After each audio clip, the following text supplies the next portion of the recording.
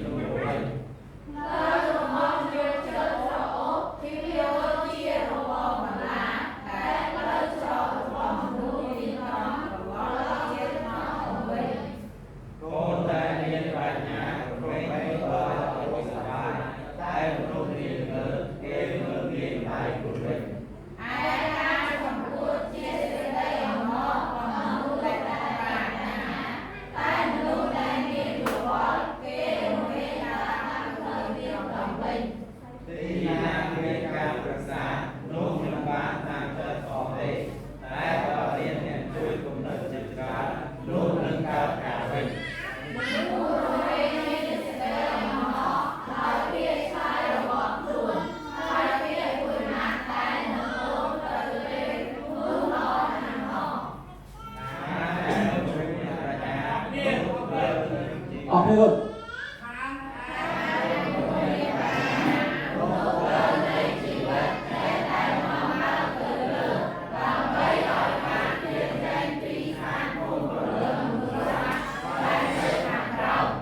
Okay.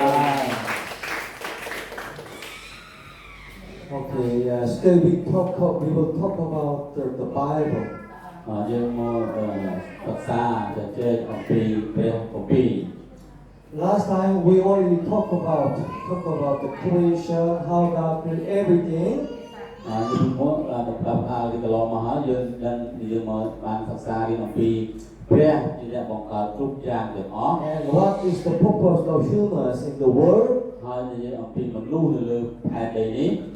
And what is the true activity of the Holy Spirit? ហើយនិយាយអំពីសកម្មភាពប្រកបនៃព្រះវិញ្ញាណ And who God is, we already talked about. ហើយនិយាយអំពីព្រះដែលយើងបានរៀននោះ And today we will talk about the Bible.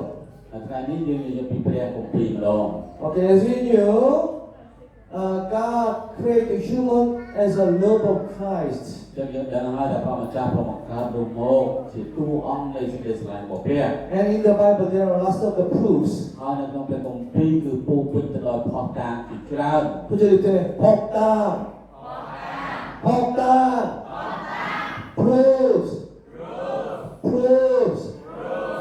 evidence, proofs, evidence.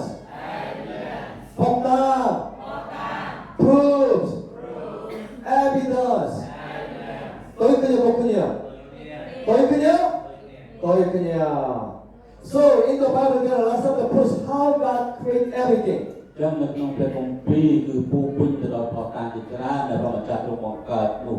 Like the universe, ដូចជាផែនដីនេះ like the earth, ដែលជាផែនដីដូចជាសកលលោក like the lots of kinds of creature in the world. ចឹងមានផុសតាងជាច្រើនដែលព្រះម្ចាស់បានដាក់នៅក្នុងផែនដីនេះ How God created the universe, តើព្រះម្ចាស់បង្កើតសកលលោកនេះយ៉ាងម៉េច how God created the earth, តើព្រះម្ចាស់បង្កើតផែនដីនេះយ៉ាងម៉េច how God created the creature including humans. ចឹងក៏ព្រះម្ចាស់បង្កើតមនុស្សយ៉ាងម៉េច Everything was written down in Bible in this verse 3,500 because Bible is 2 words of God. ចឹងគ្រប់យ៉ាងព្រះអង្គត្រូវបានកត់ត្រាឡើងតាំងពី3,500ឆ្នាំមុននៃការដែលព្រះម្ចាស់បានបង្កើតជាការពិត As for the universe, ដូចជានៅលើសកលលោកជាចក្រភព there is a black hole in the Bible. ចឹងវាមានប្រហោងខ្មៅនៅក្នុងព្រះគម្ពីរក៏បានប្រាប់ដែរថាមានប្រហោងខ្មៅមួយ And there is lots of the scientific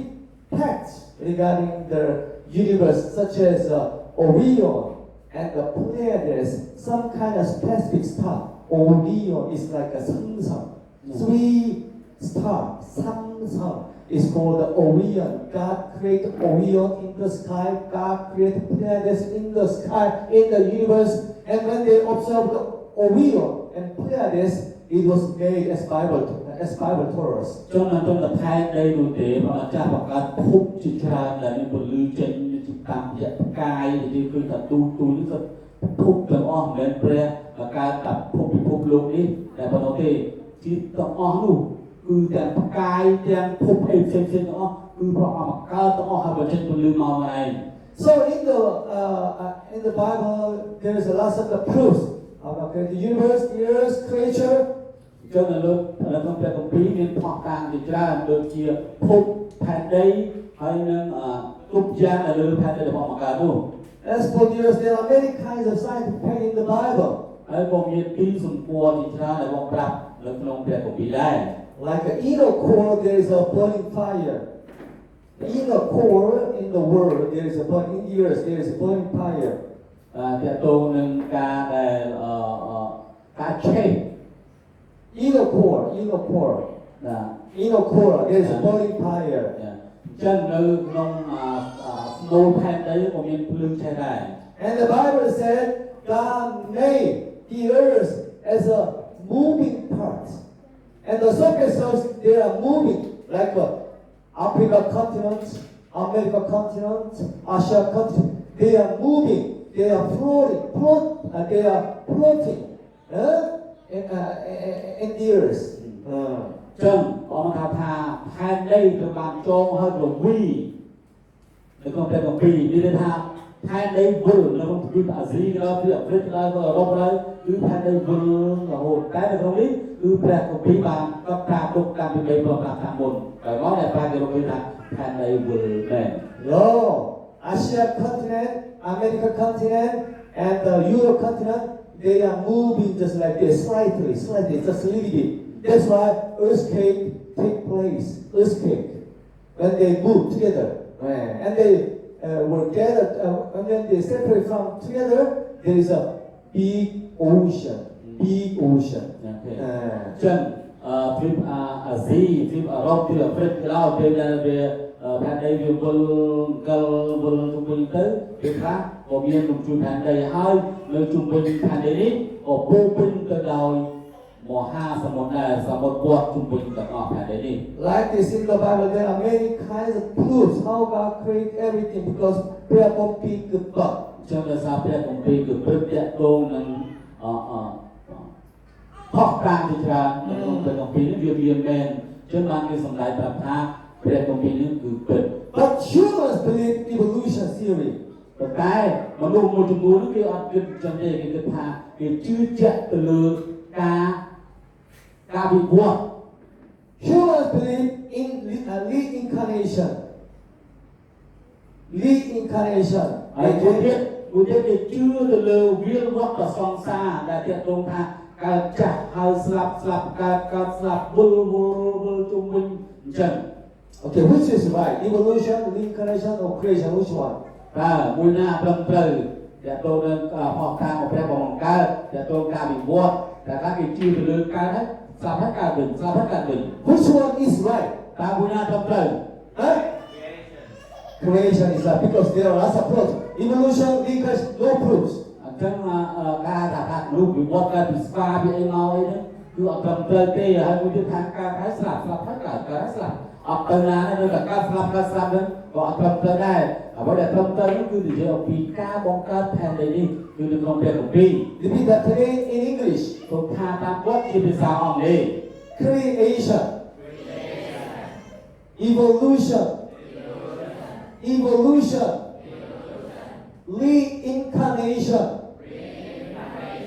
Reincarnation. Come on.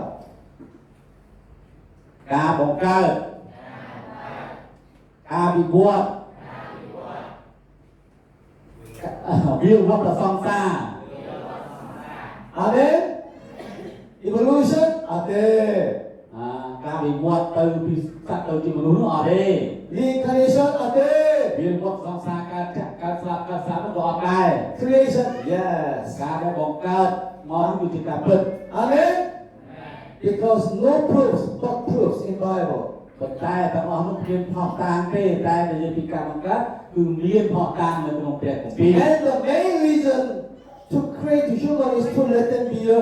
lover of Christ. អ្វីដែលសំខាន់នោះព្រះម្ចាស់ទ្រង់បង្កើតមនុស្សមកជាតួអង្គនៃសេចក្តីស្រឡាញ់របស់ព្រះ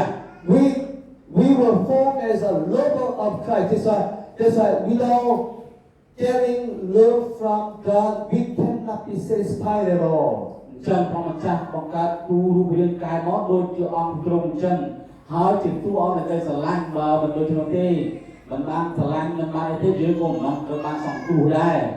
Money, លុយ smartphone, ទូរស័ព្ទដៃ our family, គ្រួសាររបស់យើង our friend, មិត្តភក្តិរបស់យើង they cannot satisfy us totally. គាត់មិនអាចសង្គ្រោះយើងក៏បានជាក់លាក់ពិតប្រាកដនោះទេ Because we were created as a love of God. Without getting love of God, we cannot be satisfied. ចឹងយើងជាតួអង្គនៃសេចក្តីស្រឡាញ់របស់ព្រះបើគ្មានសេចក្តីស្រឡាញ់របស់ព្រះទេយើងក៏មិនអាចបានការសង្គ្រោះនោះដែរ Amen. Ate. Amen. The love of Christ. Okay. ប៉ុន្តែសេចក្តីស្រឡាញ់របស់ព្រះការពិតណាស់ Amen. Main purpose of human is to be a lover of គោ God. លបំណងសំខាន់បំផុតនោះជាតួអង្គនៃសេចក្តីស្រឡាញ់របស់ព្រះ That's why Genesis chapter 1 said we were created as an image image of God. ចឹងហើយបាននៅក្នុងគម្ពីររូបបត្តិបានប្រាប់ថាយើងនឹងបង្កើតមនុស្សឲ្យដូចជាតួអង្គព្រះ Even though we are earthly, បើទោះជាយើងមិនសូវជា we are not well educated, ហើយបើទោះជាយើងមិនមានកម្រិតវប្បធម៌ខ្ពស់ល្អ we are poor, បើទោះជាយើងក្រក៏ដោយ we are unhealthy, ហើយបើសិនយើងសុខភាពមិនសូវល្អក៏ដោយ and skin color a little bit dark compared to Western people. ហើយយើងមកទៅមិនស្អាតពីមនុស្សផ្សេងទៀតទេ But we are created as a love of God. ហើយយើងត្រូវបានបង្កើតឡើងដោយជាតួអង្គនៃសេចក្តីស្រឡាញ់របស់ព្រះគ្រប់គ្នាអាមែន Whether we are beggar one, whether we are Cambodian or American or Korean, we are same as a love of God. ហើយបើទោះជាអ្នកអាក្រក់ក៏ដោយយ៉ាងល្អក៏ដោយយ៉ាងណាក៏ដោយឯកកូរ៉េក៏ដោយអាមេរិកក៏ដោយកម្ពុជាក៏ដោយយើងទាំងអស់គ្នាជាតួអង្គនៃសេចក្តីយើងទាំងអស់គ្នាគឺជាតួមួយនៃសេចក្តីស្រឡាញ់របស់ព្រះ Amen. Amen. Repeat after me. សូមថាតាមបងប្អូនគ្នា Image of God. Image of God. Lover of God. Lover of God. ដូចជាតួអង្គទ្រង់ជាតួអង្គនៃសេចក្តីស្រឡាញ់របស់ព្រះ This is our purpose, not to make money on it, not to play game on our smartphone. នេះហើយគឺជាការដែលបងប្រាប់ហើយជាសេចក្តីស្រឡាញ់របស់យើងជាគោលដៅរបស់យើងមិនមែនទូរស័ព្ទដៃមិនមែនលុយជាព្រះរបស់យើងទេ Every day, smartphone game, smartphone movie, smartphone music. ហើយយើងមានទូរស័ព្ទមកតោះមកខ្ញុំមើលអាណាជេរគ្នាអាណាអី Facebook អីមើលគាត់ថាមើលចម្រៀងចាក់ចម្រៀងស្ដាប់អី Every day, how can make money through our job, ABA, application, just like that. មួយថ្ងៃគឺថាអូលុយចូលកុំ AA អញប្រហែលកុំទេអញត្រូវរកលុយពីណាមកទុកទិញឡាននេះទៀតអញទៅបានលុយហើយមានប្តីឲ្យស្អាតអីមកទៅ Are you born to make money? គឺមួយថ្ងៃគឺតែរឿងលុយទេយ៉ាងម៉េច Are you born to play game on your កើត smartphone? មកសម្រាប់តែលេងហ្គេមនឹងមកយ៉ាងម៉េច What is your purpose? តើគោលបំណងយើងយ៉ាងម៉េច What is your goal?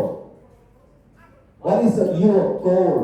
តើគោលដៅរបស់អ្នកយ៉ាងម៉េចដែរ What is your meaning of life? តើអត្ថន័យជីវិតរបស់អ្នកនោះយ៉ាងម៉េច Bible said, ព្រះគម្ពីរបានប្រាប់ថា all human was created as an image of God. ចឹងទាំងអស់គ្នាព្រះបានបង្កើតឡើងដូចជាតួអង្គព្រះដូចដែរ It is the image of God. ថាតាមគាត់ Amen? We are the love of God. ដោយសារយើងជាតួអង្គនៃសេចក្តីស្រឡាញ់របស់ព្រះ That's why without getting salvation through the blood of Jesus, the love of Christ, we cannot be satisfied at all. ដោយឆ្នាំឯងដោយសារតែព្រះលោហិតរបស់ព្រះអង្គដែលទ្រង់លះបង់សទុនលើឆ្កាងនោះធ្វើឲ្យយើងអស់អ្នកបានទទួលការសង្គ្រោះ Amen? And who is Holy Spirit? Who is God?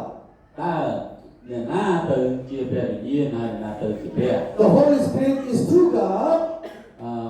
ព្រះវិញ្ញាណបរិសុទ្ធគឺជាព្រះដ៏ពិតប្រាកដ and Holy Spirit is power of God, ហើយព្រះវិញ្ញាណគឺជាអំណាចប្រជាស្ការរបស់ព្រះ and Holy Spirit is messenger from God. ហើយព្រះវិញ្ញាណបរិសុទ្ធគឺជាសាររបស់ព្រះអង្គចាស់ So Holy Spirit, power of God, and messenger of God, and God Himself. អញ្ចឹងទាំងអស់ហ្នឹងជាអំណាចជាស្ការរបស់ព្រះជាសាររបស់ព្រះទាំងអស់នោះគឺជាព្រះអង្គតែមួយទេ Amen. You need to be a prayer opinion. Prayer opinion. So prayer opinion can come to my heart when we get the salvation first time. ចឹងព្រះវិញ្ញាណបរិសុទ្ធនឹងយាងចូលមកក្នុងចិត្តយើងនៅពេលណាយើងបានទទួលការសង្គ្រោះជាលើកដំបូងនោះ And prayer opinion can get more strength after getting salvation. It's called devotion. ចឹងព្រះវិ Devotion. ញ្ញាណនឹងផ្លាស់ប្រែចិត្តយើងនៅពេលបានទទួលព្រះអង្គនៅក្នុងចិត្តយើងមានអំណាចដោយសារនឹងផ្លាស់ប្ដូរជីវិតយើង And when Jesus Christ come to the earth and then the prayer opinion, we can meet prayer opinion face to face. អញ្ចឹងនៅពេលព្រះយេស៊ូវយាងមកលើផែនដីនេះគឺព្រះវិញ្ញាណដែលព្រះអង្គចាត់មើលទល់មុខនឹងមុខ So first coming, ដល់ការយាងមកលើទី second coming, 1ការយាងមកលើទី And third coming, ហើយការនិយាយបងលើកទី3 prayer meeting will come like this. ហើយព្រះមានមកដូចនេះ Without getting first coming of the prayer meeting in my heart, we cannot meet God in the heaven. ហើយបើសិនជាយើងមានព្រះមានព្រះអង្គក្នុងយើងទេយើងមិនអាចជួបព្រះបាននៅនគរឋានសួគ៌ឡើយ Without getting power of the prayer meeting slightly step by step to be a perfect, we cannot be a devout Christian. ចឹងបើសិនជាការយើងចូលក្នុងព្រះវិញ្ញាណក្នុងចិត្តរបស់យើងមានទេនោះយើងក៏មិនអាចជាគ្រីស្ទានមួយដែលមានការលះបង់នោះដែរ And at the end of the prayer meeting will come God and Jesus Christ, they are saying as a one, and they will come, we can meet, and we can meet them face to face. ចឹងចំការបំផុតដល់ពេលដែលព្រះអង្គយើងមកយើងមានព្រះវិញ្ញាណក្នុងព្រះអង្គក្នុងចិត្តយើងអាចឃើញព្រះអង្គទល់មុខនឹងមុខ Could you repeat that to me? សូមថាគាត់ថាតាមគាត់ First coming. Second coming. Third coming. Okay. ការយើងមកលើកទី1ការយើងមកលើកទី2ការយើងមកលើកទី3 Amen? This is what we taught before. នេះអាចយើងនិយាយពីមុនមកនោះ This is what we were taught before. So we just try to remind us of the main lesson come from the sound doctrine. ចឹងអ្វីដែលយើងបានប្រាប់ពីមុនមកឲ្យបានដឹងច្បាស់ពីនគរលិទ្ធិដ៏ត្រឹមត្រូវ And today we're going to talk about the Bible. ចឹងថ្ងៃនេះយើងមកសិក្សារៀននិងស្ដាប់ព្រះបន្ទូលឲ្យបានយល់អំពីព្រះគម្ពីរ Why should we focus on the Bible? Why? ហេតុអ្វីទៅបានជាយើងផ្ដោតទៅលើតែព្រះគម្ពីរហេតុអ្វី Why? ហេតុអ្វី Can you know why? ហេតុអ្វីដឹងទេ Because without the Bible, nobody can know the proofs of God, the will of God, the way to go to heaven, devote Christian's life, everything. បើសិនជាមានព្រះគម្ពីរនេះមានអ្នកដឹងថាអូគាត់បំដងមហាទេព្រះអង្គយ៉ាងម៉េចផុសតាមព្រះអង្គម៉េចឬក៏រាវយ៉ាងម៉េចទៅក្នុងគម្ពីរអត់បានច្បាស់អត់បានស្គាល់ព្រះអង្គច្បាស់ទេ Amen? Without knowing the Bible, nobody can get to the truth. ចឹងបើគ្មានព្រះគម្ពីរទេអត់បានដឹងព្រះគម្ពីរទេអត់ដឹងថាមានផុសតាមឯកាឡើងមកទេ Amen? Let's say, for example, ឧទាហរណ៍ this is God. នេះជាព្រះ And God created human in the beginning. ហើយព្រះអង្គកើតនៅលោកតាំងពីដំបូងមក And the relationship between God and us was torn because of our sins. ចឹងមានការកាត់ផ្តាច់រវាងព្រះនិងមនុស្សដោយសារតែអំពើបាបយើង So it means nobody can get to God. It means because of sin, nobody can't get to God. ចឹងបើយើងមានបាបហើយនោះយើងមិនអាចមានបានមានប្រតិបត្តិជាមួយព្រះអង្គបានទេ Amen? That's why God gave us the prayer copy. ចឹងព្រះម្ចាស់បានផ្ដល់នូវព្រះគម្ពីរឲ្យយើង The prayer copy is a letter from God. ហើយព្រះគម្ពីរបានកត់ត្រាឲ្យព្រះបានផ្ដល់ឲ្យមកពីព្រះ Even there is a barrier between God and prayer, so the prayer copy we can get to the truth. ចឹងនៅតាមរយៈព្រះគម្ពីរនេះឯងធ្វើឲ្យយើងបានដឹងពីសេចក្តីពិត Amen? Amen? That's why we can say prayer copy is a contacting point to meet God. ចឹងព្រះគម្ពីរនេះឯងគឺជាcontent គឺជា Contacting point. គឺជារឿងរ៉ាវគឺកន្លែងបន្ទប់ផ្ទុកនៅរឿងរ៉ាវរបស់ព្រះខេត្តការរបស់ព្រះនិងផុសតាមរបស់ព្រះហ្នឹងឯង Contacting point, the Bible. គឺជាចំណុចមួយដែលផ្ទុកទាំងអស់របស់ព្រះមានការរបស់ព្រះ Repeat that to me. តាមគាត់ Contacting point. Contacting point. Through the Bible, we can contact God, we can contact truth, we can contact eternal, we can contact everything. ចឹងព្រះគម្ពីរគឺជាទំនាក់ទំនងចំណុចទំនាក់ទំនងរវាងមនុស្សនិងព្រះ contacting point Amen? Amen? That's why we can say Bible is textbook for humans. ចឹងយើងត្រូវបានដឹងថាព្រះគម្ពីរ គឺជាសាររបស់ព្រះសម្រាប់មនុស្ស Without text, we cannot study our life, we cannot study the human history, we cannot study what will happen, we cannot study everything. ហើយបើគ្មានព្រះគម្ពីរទេនោះយើងមិនអាចសិក្សាអំពីជីវិតមនុស្សមិនអាចរៀនអំពីមនុស្សអំពីអីផ្សេងៗនោះទេ Amen? Amen? So, let's talk about the Bible once again. ហើយយើងមើលព្រះគម្ពីរម្ដងទៀត The Bible was written 3,500 years ago. ព្រះគម្ពីរត្រូវបានកត់ត្រាតាំងពី3,500ឆ្នាំមុនមកម្ល៉េះ Around the 40 writer wrote down the Bible. 40 writer. ចឹងមានអ្នកដែលកត់ត្រានោះ40នាក់អ្នកដែលសរសេរនោះគឺ40នាក់នៅក្នុងព្រះគម្ពីរនោះ And the Bible told us there are some proofs. ហើយព្រះគម្ពីរប្រាប់យើងថាអូមានផុសតាងជាច្រើន There is a salvation. និយាយទាំងពីសេចក្តីសង្គ្រោះ And there is a real Christian's life. ហើយប្រាប់អំពីជីវិតគ្រីស្ទានក៏ពិតប្រាកដ There is a truth. ហើយប្រាប់យើងអំពីសេចក្តីពិត There are everything. ហើយគ្រប់យ៉ាងទាំងអស់នៅក្នុងព្រះគម្ពីរនេះ Amen? When was Bible written? តើព្រះគម្ពីរសរសេរឡើងតាំងពីប្រហែលឆ្នាំមុន Long time ago. យូរលង់ណាស់មកហើយ So at the time, no paper. អញ្ចឹងគឺអត់មានការកុហកអីទេគឺនិយាយពីការពិតការនោះមិនទាន់មានទម្រង់ទេ That's why Bible was written papyrus. Something. Bible was in papyrus. Papyrus means it's kind of bark of the tree. The tree and the bark. It is the pillar, the bark from the tree.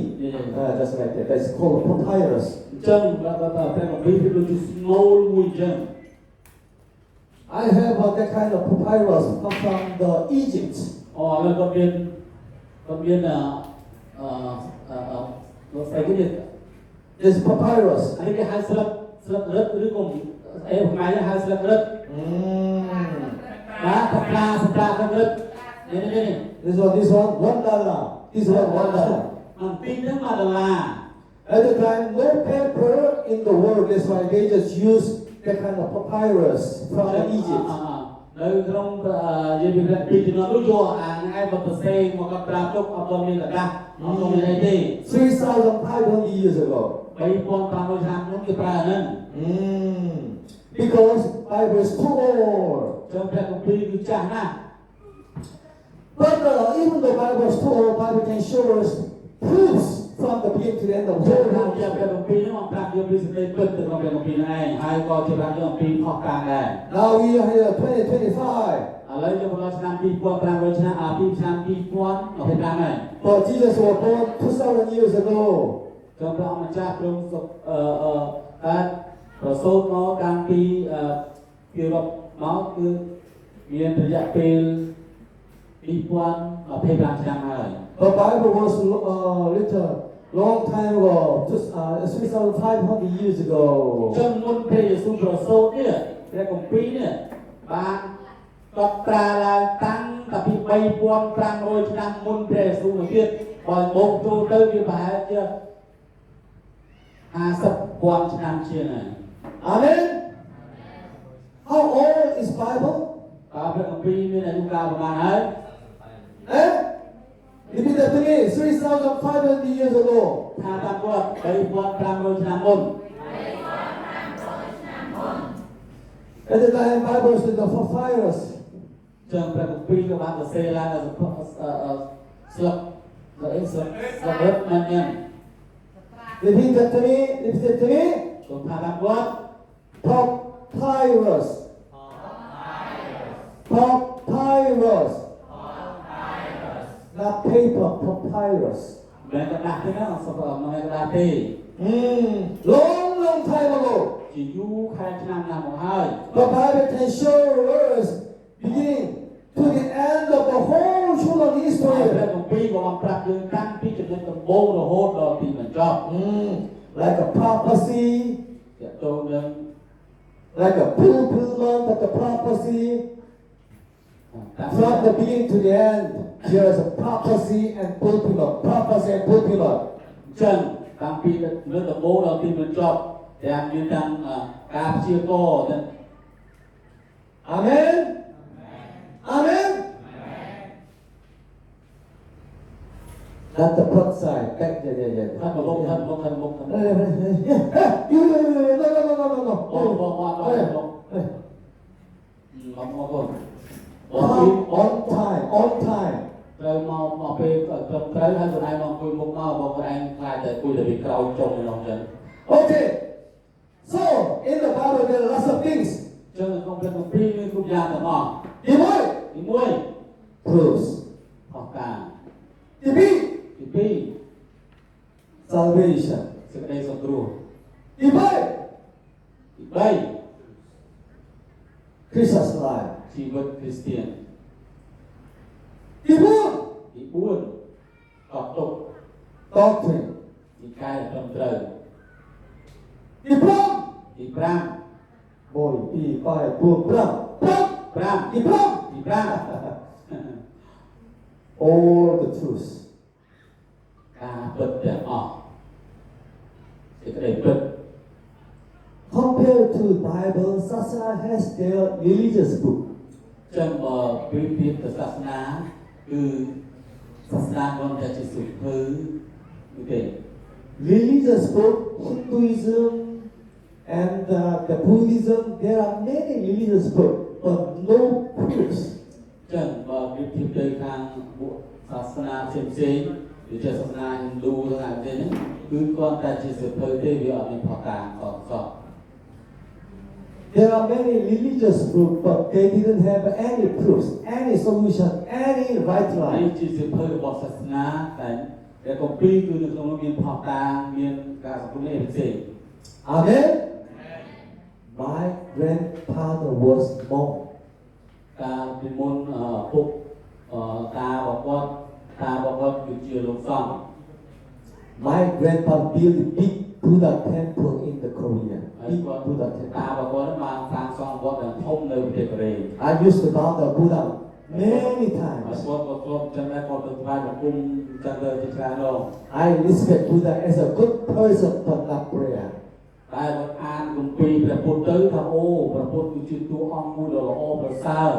គឺជាអ្នកដឹកនាំល្អណែនាំបដាបដាបាត់ល្អប៉ុន្តែទីបំផុតគាត់ថែមើលទៅថាអូគាត់ជាបុគ្គលព្រះអង្គជាបុគ្គលដ៏ល្អតែមិនមែនជាព្រះទេ Amen. Good person can be a good person only, cannot be a God. មនុស្សល្អគឺជាមនុស្សល្អមិនអាចក្លាយទៅជាព្រះបានទេទោះបីជាសុំនៅក្នុងស្ទើរភៅក៏នៅក្នុងវចនានុក្រមសម្ដេចសង្ឃជួនណាក៏បានប្រាប់ដែរថាព្រះពុទ្ធព្រះអង្គមិនមែនជាព្រះទេ Joshua was a good pastor. ដូចជាគ្រូយូស្វេគឺជាគ្រូបង្រៀនដ៏ល្អ And this child is a good child. ហើយគាត់នេះគឺជាក្មេងដ៏ល្អបំផុត But even though they are good pastor, good child, they cannot be a God. They are good one only. បើទោះជាគាត់ល្អយ៉ាងណាក៏ដោយគាត់ល្អយ៉ាងណាក៏មិនអាចជាព្រះបានទេក៏គាត់តែមានមនុស្សល្អប៉ុណ្ណឹងឯង Amen. I guess Buddha is much better than them, but Buddha is just a human, not God. ចឹងឡើងហើយទោះបីជាមិនមែនតែយើងហើយក៏មិនខ្ញុំចិត្តតែនិយាយដែរនៅក្នុងគម្ពីរសម្ដេចសង្ឃជួនណានៅគម្ពីរគឺវចនានុក្រមសម្ដេចជួនណាបានប្រាប់ថាព្រះពុទ្ធមិនមែនជាព្រះទេ So lots of people will gather to the Buddha temple. Please bless us. But God, the Buddha said, how can I bless? How can I? I only slap. I cannot do តែ nothing. មិនអាចទេសូមសូមពរសូមជ័យសូមពរមកសូមពរយ៉ាងម៉េចក៏ខ្ញុំជាមនុស្សដែរគោនោះក៏មនុស្សដែរតែសូមមិនឲ្យមិនបាន Amen. Amen. If Buddha want to bless you, all company who worship Buddha, they should be blessed. They should be rich. They should be healthy. ចង់បើសិនជាយើងសូមពុទ្ធបានសូមវាសូមប្រាក់ហើយស្ពះរាល់ថ្ងៃហ្នឹងចឹងខ្មែរលេងមានក្រហើយគឺពោពេញទៅដល់ព្រះពរហ្នឹង But Cambodia a little bit poor than other countries. តែកម្ពុជាយើងក្រជាប្រទេសផ្សេងទៀត Cambodia Now only compare the other country who worship Buddha, they are not rich នៅ rich ក្នុងប្រទេស country. កម្ពុជាទេប្រទេសផ្សេងទៀតដែលគេមិនបានគោរពដល់ព្រះក៏គេក៏ដែរ Because he was good person, not God. That's why he cannot bless all តែ country. ព្រះអង្គជាបុគ្គលដែលល្អដឹកនាំយើងល្អព្រះអង្គមិនដែលជាព្រះទេ This is true. នេះជាការពិត Amen? Don't be confused. កុំឲ្យមានការយល់ច្រឡំឡើយ Amen? Okay.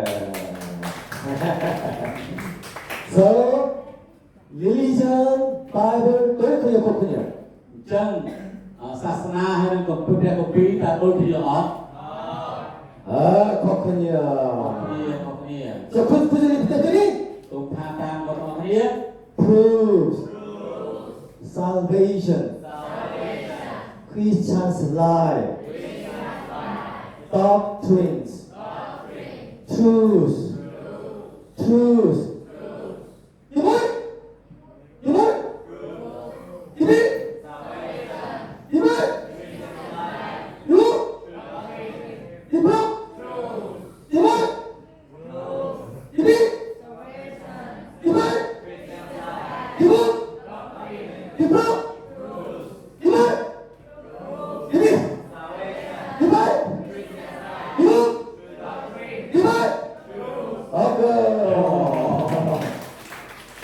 Come on. ទី1ផតតា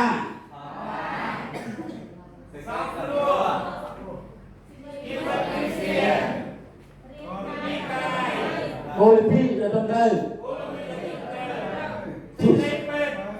Secret.